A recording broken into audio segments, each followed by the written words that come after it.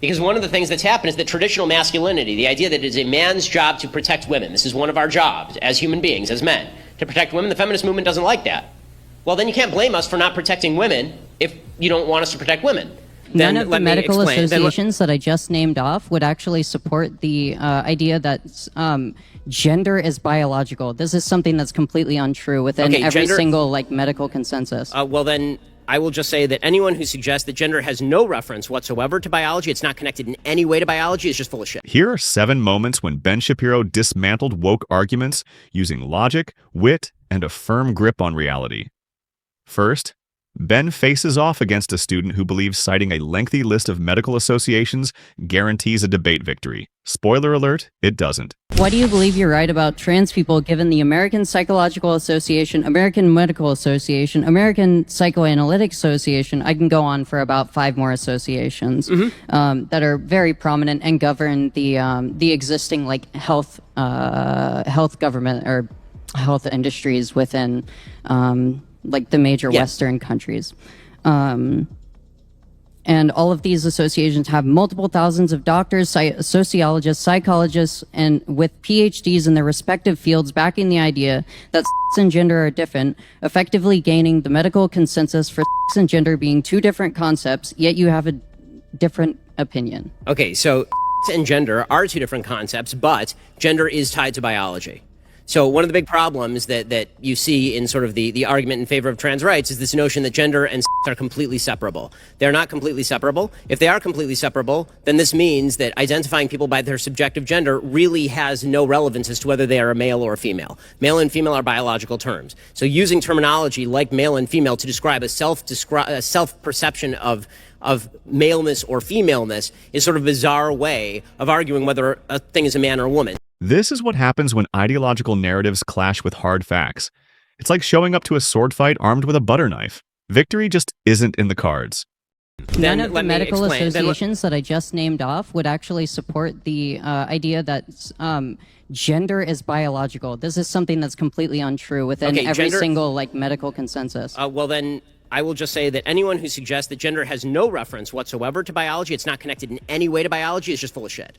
Because if the and the reason I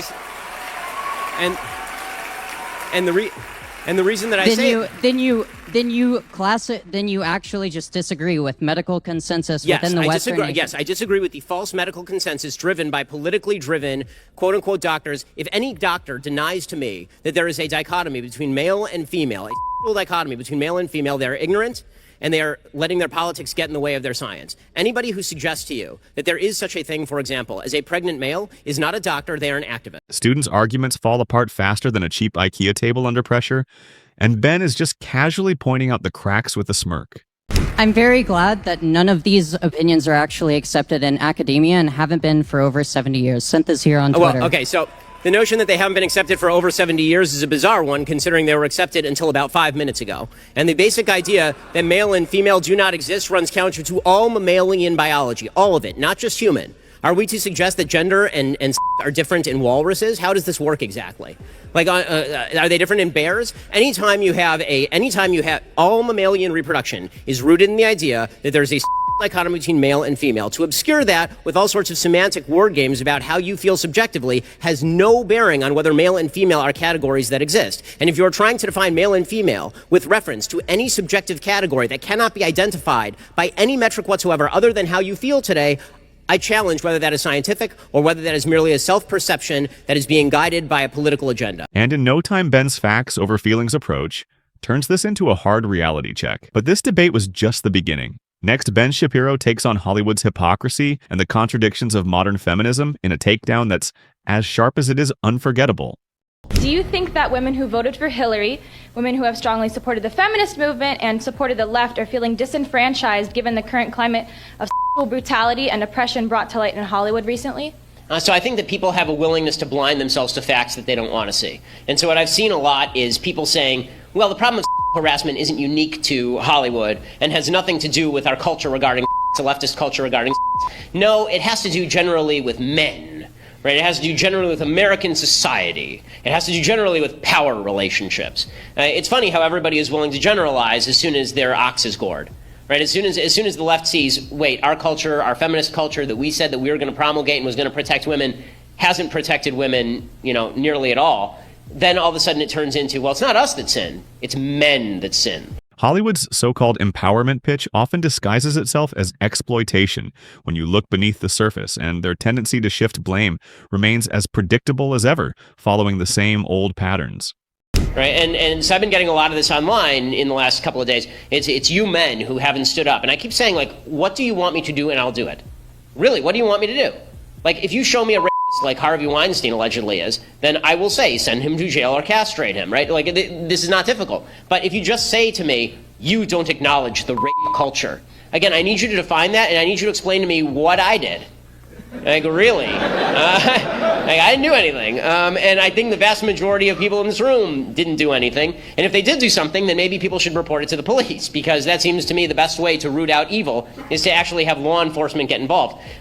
So the left is, so the question of what the left is doing about this, do they feel disenfranchised?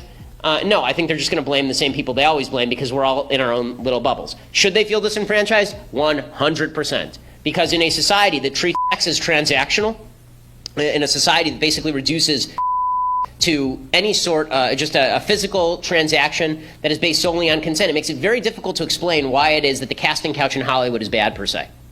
Right? There's actually, like, feminist theory says that it's bad because of power imbalances, but the sort of libertarian culture of the left suggests that power imbalance doesn't have anything to do with it. If I feel like trading my body for a part in a movie, well, that's my business. And if you say differently, then you're slut-shaming me. This is feminist double standard at its peak. Poor decisions are celebrated as empowerment until they inevitably backfire, and then the blame conveniently shifts to everyone else. But Ben doesn't stop with just this observation. His next point digs even deeper into the core of woke hypocrisy, leaving no room for excuses. Right, so that's, well, you can't really have it both ways. Either it's bad or it's not bad. And if we are going to fight harassment and assault, it seems to me that we have to do a couple of things. One, we have to reinvest with value beyond just a physical transaction. It's not just two people who are getting each other's rocks off. It actually means something beyond that. There's a relationship that's attached to it. And beyond that, I think that we need to re-inculcate in men themselves, not just the teach men not to rape routine. Like, again, it's such a weird concept. Like, when I was 11, my dad didn't sit me down and say, son, don't rape people. Like, if you have to teach your child that, my guess is that you got a bigger problem than that on your hands. Reject traditional masculinity, yet turn around and demand its benefits the moment things go south. This blatant hypocrisy could easily win its own Oscar. Ben's next argument takes this contradiction to a whole new level, exposing the flaws in a way that's impossible to ignore. Like, I want to protect women. I think men should protect women. I think one of the reasons God put man on earth is to protect women. Okay, well, then it is incumbent on me to protect women. But if you're telling me that I can't even open a door for a woman because this is somehow an offense to her honor, and that if I say that it's man's job to protect women, that this is somehow reinforcing gender stereotypes, then don't come whining to me when bad stuff happens. Because the answer to bad behavior is good behavior. The answer to vice is virtue. The answer to vice isn't just yelling and hashtagging crap.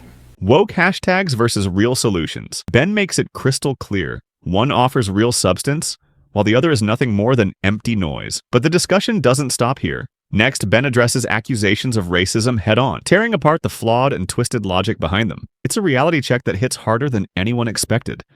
You stated that you didn't care about people's concern about the browning of America, which, in my opinion, is essentially not caring about the issue of illegal immigration. No, that's not right. Sorry, go ahead. and yet, you support Israel's ethno-state by stating that Judaism must be preserved, since elements like this uphold Jewish national identity and culture, which I don't mind. But the fact that you don't care about the demographic change in America is kind of concerning, because we're all Americans here, right? Okay. And the question is, do you want our nation to end up like a third world country such as Brazil, or a disaster like Germany and Sweden right now? Okay, so Brazil's a second world country. Technically, it's a developing country. It's not like a fully underdeveloped country or a failed state. Then why is there a far-right candidate winning at the moment? I mean, if you want to argue Brazilian politics, I agree that Brazilian politics has been dominated by the far left, but I'm not sure that that's of tremendous interest. Let's talk about the first question. Okay, when I say I don't care about the browning of America, what I mean is I don't care about ethnicity. It doesn't make any difference to me.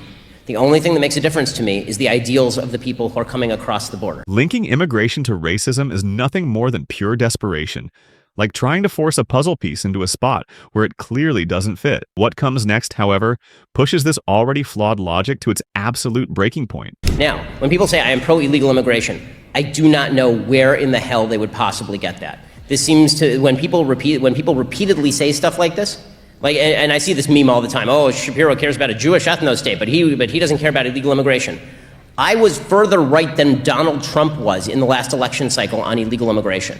I opposed the 2006 amnesty deal. I opposed the 2010 amnesty deal. I've consistently been anti-illegal immigration. I supported the wall. This is just a lie. The idea that I'm pro-illegal immigration is not true in the slightest. What I have said is that we ought to deal with how to stop the influx of illegal immigration and then deal with the people who are here and separate off the two issues. And when it comes to the folks who are here illegally, what we should do is we should assess those folks in the same way we assess everybody else coming into the country. Are they going to add economically to the country and culturally to the country? Are they going to make the country a better place? Or are they going to make the country a worse place? And that involves assimilation. Only in this particular debate does the concept of assimilation somehow get twisted into a racial issue, with logic being conveniently disregarded as an optional factor in the discussion.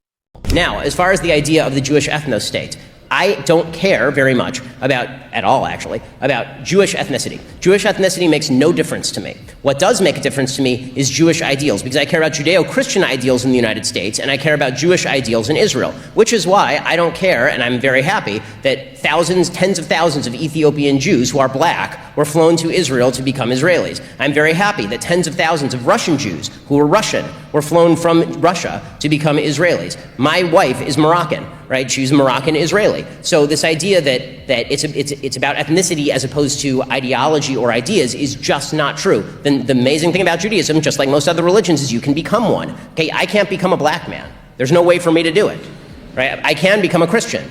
You could become a Jew, right? This means that there are ideological systems that you can buy into that allow you entry. And I believe that the United States should operate the same way. You can become an American if you buy into Central American ideals, but I'm not going to pretend that I care whether a bunch of people who are pro-America and pro-American ideals come from Cuba versus coming from Britain. This was the moment when the students' argument completely collapsed, only to dig itself into an even deeper hole, making it harder to recover from.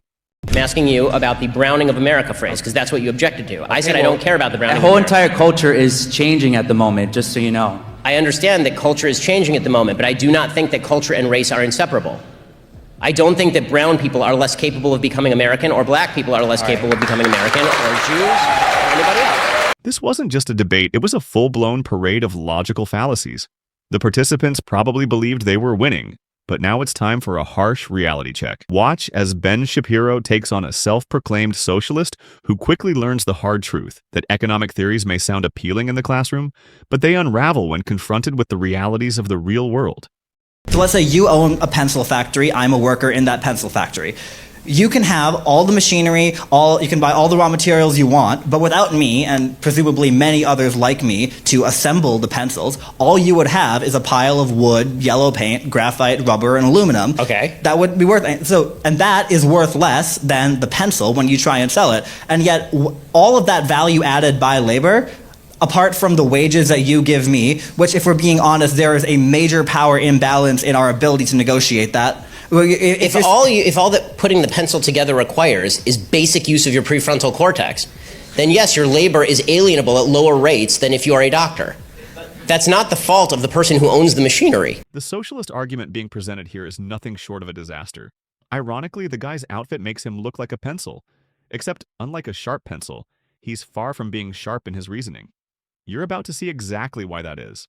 But if you didn't have workers like me and your pencil factory and you were just one man. But I do. I have millions of people who are willing to do that voluntarily for me. If you're just one person trying to assemble pencils, you're not going to get very far. You need workers. Capital needs labor infinitely more than labor needs capital. That's why you have worker cooperatives where the workers are the ones... I fundamentally disagree on the distinction between capital and labor. Capital is just a term for money. If you're talking about money, money does not grow from the ground. Money only has value because it was traded for labor at one point or the products of labor. So if I take my money and I buy machinery, I have invested my labor in doing that because I didn't get the money from nowhere. Even if I got it from my parents didn't get the money from nowhere. The people who built the machines required me to trade something of value to them in order for me to obtain the machines. The people who invented the machines required people to pay them in order to get the patent to that machine so they could build the machine. The problem that I'm seeing in what you're saying is you have still failed. If what you're talking about is a system of voluntarism, you still have not named any area in which we disagree, and yet you're telling me that you're a socialist and I'm a free marketer. So one of us has got this wildly wrong, and I'm pretty sure it's not me. This is like pretending a car can run without an engine. It's an illusion that falls apart the moment you look closely. But Ben doesn't just counter the argument. He deconstructs it piece by piece, leaving no space for fantasy or wishful thinking to survive. Differentiation I draw, and I'm not alone in this, I'm not one person trying to redefine anything. The differentiation I and many others like me draw between socialism and capitalism is that under capitalism, when you as the owner of the factory, you give me a wage. The wage could be $7.25, it could be $15, it could be whatever an hour, right? But you give me a wage.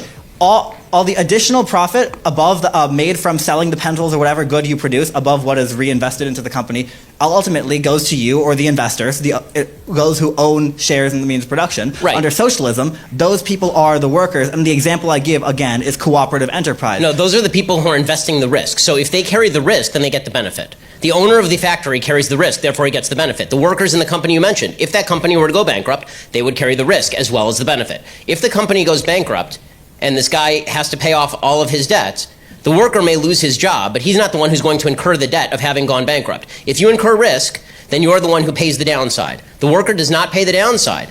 Okay, it is the investor who pays the downside, who invested in all the machinery, who sunk millions of dollars into making your labor productive. Because guess what? Your labor is without that machinery. So apparently, in socialism, the concepts of risk and reward don't even exist. It's almost charming how completely out of their depth they are. But what comes next is even harder to take seriously, as the argument continues to unravel in a way that's almost unbelievable. Nothing. You don't have a pencil to put together. You don't got the wood. You don't got the paint. You don't got the rubber. You don't got the metal. You got nothing. Right? You're sitting there, standing outside, twiddling your thumbs. It required somebody to invest. Who do you think put more in? The guy who spent millions of dollars buying all the machinery, leasing the place, making sure there was a management structure, doing the LLC formation, making sure all the tax code was in compliance, or you standing outside because you can stick a piece of graphite into a piece of wood. Now we're done. What's the difference between a socialist and a pencil? Well, a pencil at least has a point, something this student's argument sorely lacks. If you thought this debate was shocking, just wait. Up next, Ben Shapiro completely dismantles the notion that personal feelings should dictate reality. And the outcome is as brutal as it is logically sound. Hi, thank you for coming to our campus. My name is Megan. I just have a question about something that you said. You state that American people come first and foremost, American values, American virtues, but you openly support platforms that take away trans people rights and openly do not agree with the fact that men can become women, women can become men. So number one, that's not taking away anyone's rights. That's a recognition of reality. And also, 2 + 2 = 4 is not a reversal of anybody's rights. Like anybody's opinion of what they are that runs counter to the actual facts of the situation. You have a right to say what you want to say, but you certainly do not have a right to demand that everybody else say it with you. Equating the denial of facts to the denial of rights is the epitome of 21st century absurdity, highlighting just how far entitlement has been allowed to go. It's a clear example of how logic has been twisted beyond recognition in the name of personal agendas. And that's you want to talk about a violation of First Amendment rights or a violation of basic American rights, trying to use the power of government, as so many people on the left have, to force everybody to say things are false in the name of your personal comfort. That's a violation of rights. But to force people to do something for your own personal comfort doesn't infringe the same amount of rights? What am I forcing you to do? Or anybody else who's trans? Not be who they feel that they should be. They're not telling you. No, I mean, you can be anything you want to be. I mean, but you can't be, let's put it this way. You can think whatever you want to think about yourself. You can't be anything you want to be. You can't be Napoleon. You can't be Jesus. And you can't be a member of the opposite sex. I mean, the facts of life are the facts of life. And declaring that everyone else should simply go along with what is in fact a counterfactual statement, a delusion, that's a violation of everybody else's rights. So the idea that you get to project onto everybody else your perception of self is so wild and bizarre a suggestion that it erodes the basic standard of truth and fact that is literally the basic for any even human conversation to take place. If we can't even tell what words mean anymore, if the only perception that matters is my own, that is the essence of narcissism. It's just you in a mirror looking at yourself and then demanding that everybody else say about you what you wish to say about yourself. That's not reality. Ben Shapiro tackles the flaws in socialist arguments, showing how economic theories sound good in class but fall apart in the real world. Woke culture tries to replace facts with feelings, equating denial of facts to denial of rights. This absurdity highlights how entitlement distorts logic. Ben dismantles the idea that personal feelings should dictate reality, offering a brutal reality check. In today's world, logic must prevail over emotional appeals for real solutions. If you found this discussion insightful, like, comment, and subscribe for more. Don't forget to hit the bell icon to stay updated on new videos.